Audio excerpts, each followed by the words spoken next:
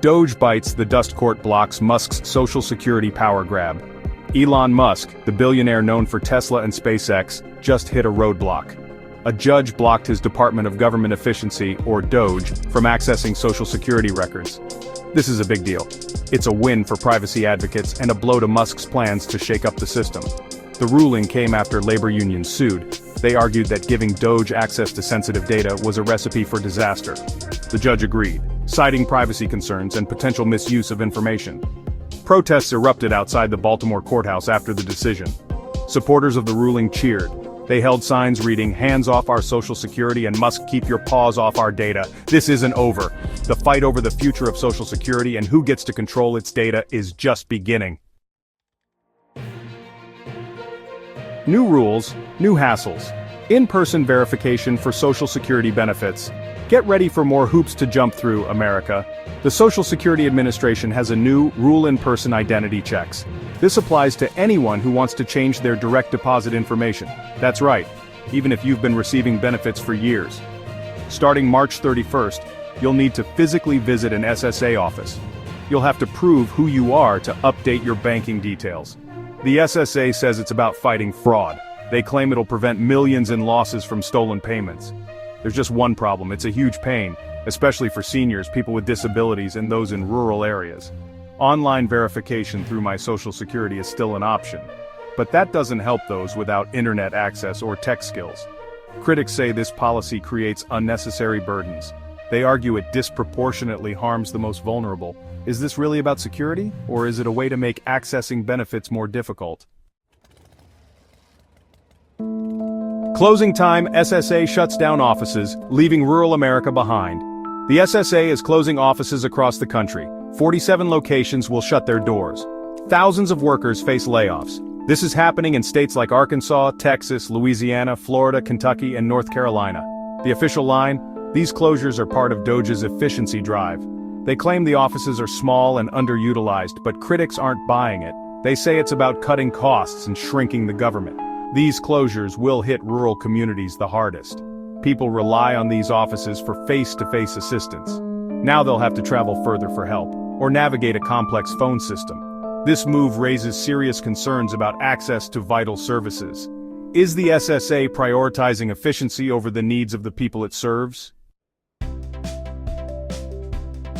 Larson's lament: Congressman slams SSA changes as chaos by design.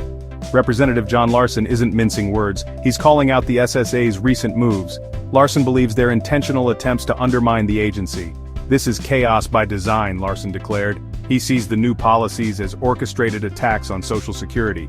Larson argues that the Trump administration wants to dismantle the program. He believes they're using Doge as a tool to sow discord and push for privatization. Larson's concerns resonate with many Democrats and progressive groups. They fear that these changes are just the beginning. They worry that a larger plan is in motion to weaken Social Security. The congressman is vowing to fight back. He's calling for investigations and legislative action to protect the program. Retiree advocates are up in arms. They're worried about the impact of the SSA's new policies. They say the in-person verification rule will disproportionately harm older Americans. This is a disaster waiting to happen, warns Max Richtman, president of the National Committee to Preserve Social Security and Medicare.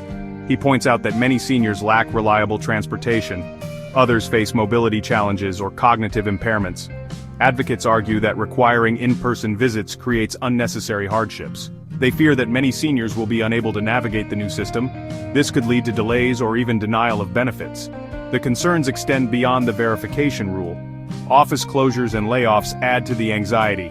Advocates fear that these changes will make it harder for seniors to access crucial services.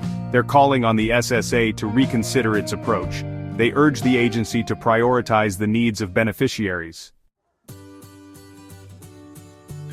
Section 6. Dudek's defense: SSA chief claims changes combat fraud, improve service. Leland Dudek, the acting commissioner of the SSA, is defending the agency's actions. He insists the changes are necessary to combat fraud and improve efficiency. Dudek brushes off criticisms of the in-person verification rule. He claims it's a common-sense measure to protect beneficiaries from identity theft. He points to the millions lost annually due to direct deposit fraud. As for office closures, Dudek downplays their impact. He argues that many were small, remote hearing sites. He insists that the SSA is committed to providing quality service. He encourages people to utilize online resources and the agency's toll-free number, but critics remain unconvinced. They see Dudek's explanations as attempts to justify harmful policies. They argue that the SSA is prioritizing cost-cutting over the needs of vulnerable Americans. Section 7, Musk's money mantra: is Social Security a Ponzi scheme ripe for disruption? Elon Musk has made no secret of his views on Social Security. He's called it a Ponzi scheme on multiple occasions. He argues that the system is unsustainable and in need of radical reform. Musk believes that technology can play a key role in transforming Social Security. He's hinted at creating private alternatives using blockchain and artificial intelligence. He envisions a future where individuals have more control over their retirement savings. Musk's critics accuse him of being out of touch with the realities faced by ordinary Americans. They point out that Social Security is a lifeline for millions of seniors, people with disabilities, and surviving spouses. They argue that Musk's ideas would benefit the wealthy at the expense of the most vulnerable. The debate over the future of Social Security is likely to intensify. Musk's involvement adds another layer of complexity to an already contentious issue.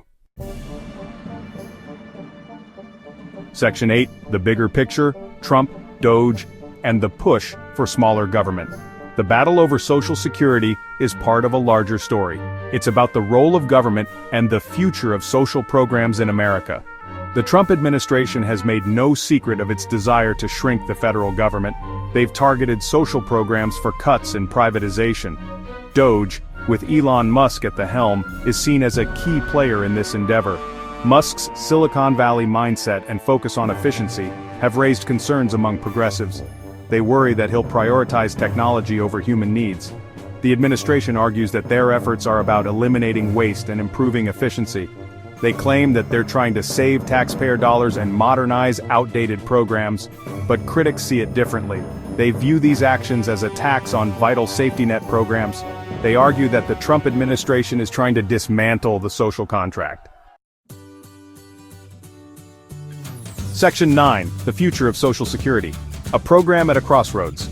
Social Security is at a crossroads. The program faces long-term funding challenges. The recent controversy surrounding Doge and the SSA highlights the deep divisions over its future. On one side, there are those who believe that Social Security needs to be reformed. They argue that the system is unsustainable in its current form. They propose changes such as raising the retirement age or adjusting benefit formulas. On the other side, there are those who fiercely defend Social Security. They view it as a sacred trust that must be protected at all costs. They oppose any changes that would reduce benefits or make it harder to access them. The outcome of this debate will have profound implications for generations to come. The decisions made today will determine the fate of a program that provides a vital safety net for millions of Americans.